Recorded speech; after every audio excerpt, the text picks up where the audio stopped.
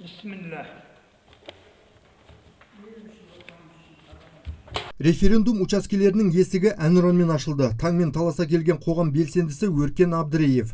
Қарттың қаланың тыныс тіршілігіне бейжай қарамайтын бүкіл ел білет, сондықтан болар. Жаңа Қазақстанның іргесін қалауға да өз үлесін қосты, таңдауын жасады. Жолдаудың орындалуы үшін біздің қазақ жастары шын ниетімен жұмыс істеу керек. Өйткені біздің еліміз, ұлы дала елінің азаматтарымыз. Біз осы елдің азаматтарымыз, осы елдің егесіміз. Елімізді көтеруіміз керек. Сондықтан біздің жастарымыз оған бар күшін салып жұмыс істеу керек.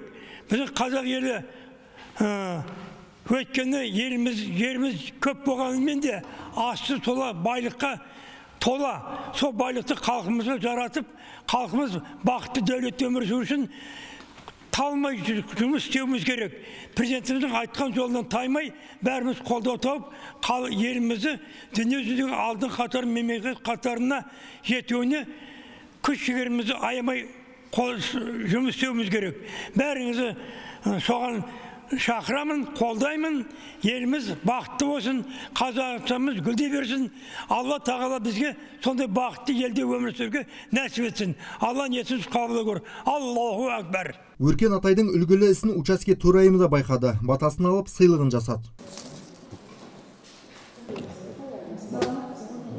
Референдумға келген жас толқын да көп болды. Саяси шараға қатысуға құқық алып, алғаш рет дауыс берген Диана Еркін. 18 жасқа енді толған ол өз таңдауын жасады. Аздап қобалжығанда жасыра алмады. Осы жылы 18-ге толдым. Бұл менің алғашқы сайлауға қатысуым. Жаңа Қазақстанға атсалысуым, үлес қосқаным үшін қатты толқып тұрмын.